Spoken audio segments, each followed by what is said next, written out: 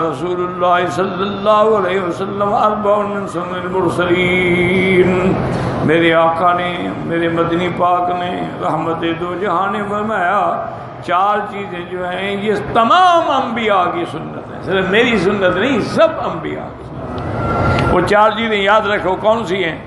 التعطر، عطر لگانا، خوشبو لگانا، النکاح، شادی کرنا، والسواک، مسواک کرنا، والحنا، عورت ہے تو ہاتھوں پاؤں کو بھی، اور مرد ہے تو داڑھی کو اور بالوں کو مہندی لگانا، یہ سنن المرسلین میں ہے۔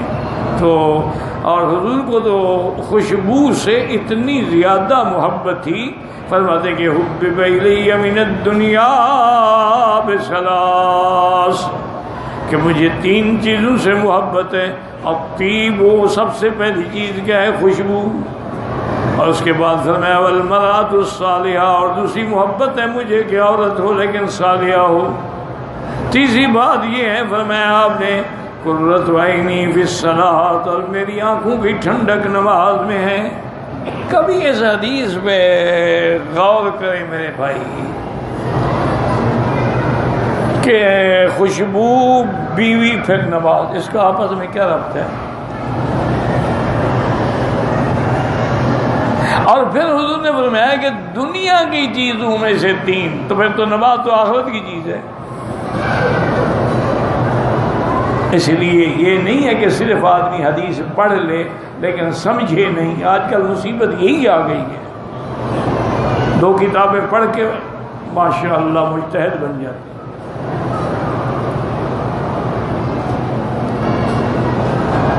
مشکل یہی ہے کہ جب تک آدمی حدیث کو سمجھے گا نہیں، تو علماء نے فرمایا کہ اس میں اشارہ ہے کہ جب خوشبو بھی ہو اور عورت بھی صالحہ ہو، خاوند کے حقوق صحیح معنوں میں ادا کرتی ہو، تو اب اس کے بعد باقی کیا رہتا ہے کہ وہ سکون کے ساتھ اللہ کی نماز پڑھ کے آنکھوں کی ٹھنڈک حاصل کرے۔ ایک آدمی کے گھر میں بیوی 24 گھنٹے ایک عذاب بنی ہوئی ہے، کیا نماز پڑھے گا بیچارہ؟ وہ تو نماز میں بھی کھڑا ہوگا تو یاد آ رہا ہوگا کہ پتہ نہیں اس نے کیا کیا بکواس کرنی ہے۔ یہ تو اللہ والے لوگ ہیں جو صبر کرتے ہیں، ہم آپ جیسے لوگ تو نہیں کر سکتے ہیں۔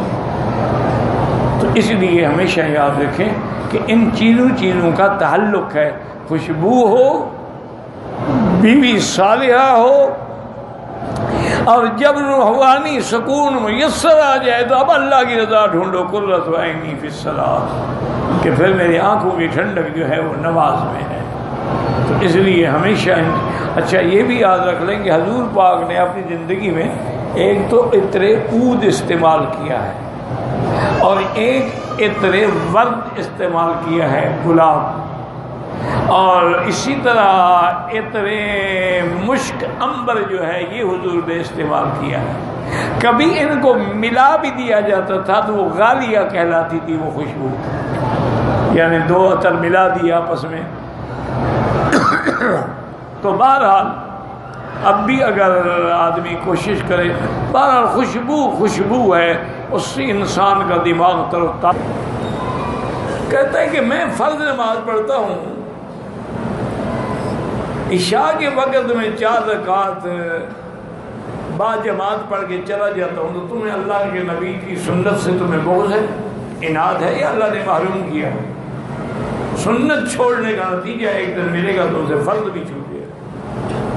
اس لیے علماء نے لکھا ہے کہ اگر کوئی آدمی ادب چھوڑے گا نفل سے محروم ہو جائے گا، اور نوافل چھوڑے گا سنن سے محروم ہو جائے گا، اور سنن چھوڑے گا تو فرض سے بھی محروم ہو جائے گا۔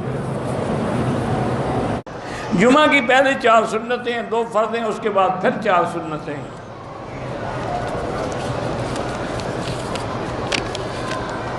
آج کل مشکل یہ ہو گئی ہے میرے بھائی، میرے عزیز، میرے اپنے ساتھی ہیں، نوجوان ہیں، 2 کتابیں پڑھ کے ماشاءاللہ مجتہد بن گئے ہیں۔ وہ کوشش یہ کرتے ہیں کہ لوگوں کو نیکی کے عمل کم سے کم کرواؤ۔ بھئی جمعہ کی پہلے 4 سنتوں کا نہیں، بھئی کوئی 4 سنت نہیں، 2 سنت پڑھ لو بس۔ جمعہ کے بعد 4 سنتوں کا بعد میں پڑھنے کی ضرورت ہی نہیں ہے۔ تو سنتوں سے جان چھوٹ گئی نا، ایک دن انشاءاللہ فرض ہی چھوٹ جائے۔ نفل پڑھتے تھے نا، نفل چھوڑو گے سنت سے معروم ہو جاؤ گے۔ وَمَن تَرَكَ السُّنَّةَ، جو سنت چھوڑے گا حُرِمَ عِقَابًا عَنِ الْفَرَائِض، اللہ اس کو فرض سے بھی معروم کر دیتا۔ بھائی زیادہ سے زیادہ لوگوں کو عبادت پہ لگاؤ، نہ کہ ان کو ہٹاؤ۔ اچھا رمضان شریف آئے گا یار 8 تراویح کافی ہیں، 20 پڑھنے کی کیا ضرورت ہے؟